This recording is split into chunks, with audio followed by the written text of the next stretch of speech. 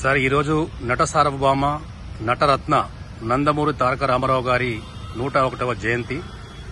నందమూరి తారక రామారావు గారు ప్రజల అభ్యున్నతే ఏకైక లక్ష్యంగా పనిచేసిన ఒక తెలుగు బిడ్డ. ప్రజల ఆత్మబంధువు, పేదరికం లేని రాష్ట్రం కోసం, తెలుగు జాతి వైభవం కోసం తన జీవితాన్ని త్యాగం చేశాడు. ఈ రోజు ఆ మహనీయుడి 101వ పుట్టినరోజు. సో దీనిపై మీరేమంటారు?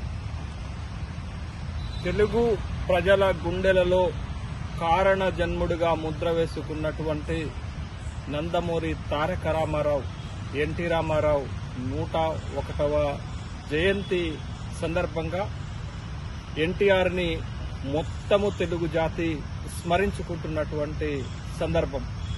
అటు సినీ రంగంలోనైనా ఇటు రాజకీయ రంగంలోనైనా తనదైన ముద్ర వేసుకున్నటువంటి వ్యక్తి ఎన్టీ రామారావు. అటు సినీ రంగంలోనూ ఇటు రాజకీయ రంగంలోనూ తనని చేరుకోలేనటువంటి ఎత్తులకు ఎదిగినటువంటి వ్యక్తి ఎన్టీ రామారావుగానే చూడాలి.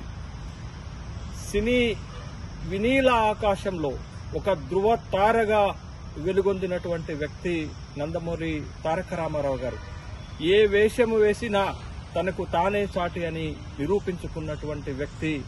ఆ పాత్రలో లీనమై, పాత్రలో కాకుండా నటనలో కాకుండా నటననే జీవితంగా మార్చుకున్నటువంటి వ్యక్తి కాబట్టే సినీ రంగంలో తిరుగులేనటువంటి వ్యక్తిగా నిలబడినటువంటి వ్యక్తి నందమూరి తారక రామారావు. అటు పౌరాణిక సినిమాలలోనైతే తన దరిదాపులకు ఎవరూ లేరనేటటువంటి ఒక అద్వితీయమైనటువంటి వేషాలను ప్రజల ముందు పెట్టినటువంటిది. ఇవాళ ఎన్టీ రామారావు గారు కృష్ణుడు వేషం వేసినా, రాముడు వేషం వేసినా, రాముడు కృష్ణుడు ఎన్టీఆర్ రూపంలోనే ఉంటారని ప్రజలు భావించే అంత స్థాయిలో తన నట విశ్వరూపాన్ని చూపించినటువంటి వ్యక్తి ఎన్టీఆర్. ప్రతి నాయకుల పాత్రలోనైనా అటు కర్ణుడు వేషం వేసినా, ఇటు రావణాసురుడు వేషం వేసినా తనకు తానే సాటి అనేటటువంటిది. అటు పౌరాణికాలు ఇటు సాంఘిక చిత్రాలలో తనదైనటువంటి ముద్ర వేసుకున్నటువంటి ఎన్టీ రామారావు గారు సినీ ప్రపంచంలోనే ఒక అత్యున్నతమైనటువంటి ధృవతారగా వెలుగొందినటువంటి వ్యక్తి. తర్వాత రాజకీయ రంగంలోకి వచ్చిన తర్వాత 1983లో సినీ రంగం నుంచి రాజకీయ రంగంలోకి అరంగేట్రం చేసిన తర్వాత, అడుగుపెట్టిన తర్వాత పార్టీ పెట్టిన 9 నెలల్లోనే అధికారంలోకి వచ్చి అప్పటి వరకు 1956 నుంచి 1983 వరకు తిరుగులేనటువంటి పార్టీగా ఉమ్మడి ఆంధ్రప్రదేశ్లో ఉన్నటువంటి కాంగ్రెస్ పార్టీని ఓడించి మొట్టమొదటిసారి ఒక ప్రాంతీయ పార్టీని తెలుగు రాష్ట్రంలో అధికారంలోకి తీసుకొచ్చినటువంటి ఒక దమ్మున్నటువంటి నేతగా ఎన్టీఆర్ ఎదిగారు.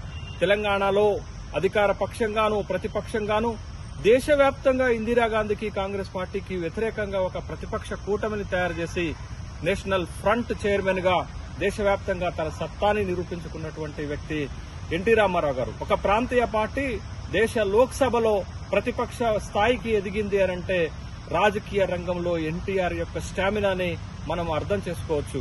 అటు సినీ రంగంలోనూ ఇటు రాజకీయ రంగంలోనూ తనకి ఎదురులేనటువంటి వ్యక్తిగా నిలబడినటువంటి వ్యక్తి నందమూరి తారక రామారావు. కాబట్టి నందమూరి తారక రామారావు గారికి కేంద్ర ప్రభుత్వము అటు సినీ రంగంలోనూ ఇటు రాజకీయ రంగంలోనూ తన సేవలకు గుర్తింపుగా భారతరత్న ఇచ్చి సమున్నతమైనటువంటి అవార్డు ఇచ్చి గౌరవించాల్సినటువంటి అవసరం ఉంది. ఇటీవలనే భారత ప్రభుత్వము 5 భారతరత్నాలు ప్రకటించారు.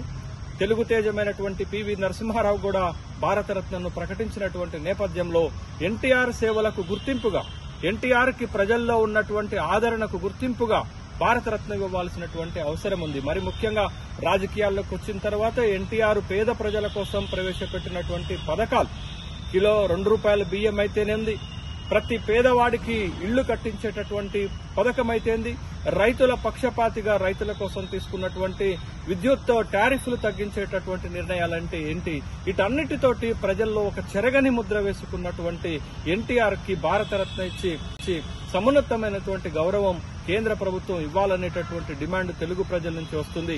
తెలుగు ప్రజలు ఉన్నంత కాలం, తెలుగు రాష్ట్రాలు ఉన్నంత కాలం అటు సినీ ప్రపంచంలో ఇటు రాజకీయ యవ్వనిక పైన ఎన్టీఆర్ ఒక చెరగని ముద్ర వేసిపోయారు. ఎన్టీఆర్ భౌతికంగా మరణించిన ప్రతి తెలుగువాడి గుండెల్లో ఎన్టీఆర్ సజీవంగా జీవించి ఉంటారనేటటువంటి విషయం మనకి అవగతమవుతుంది.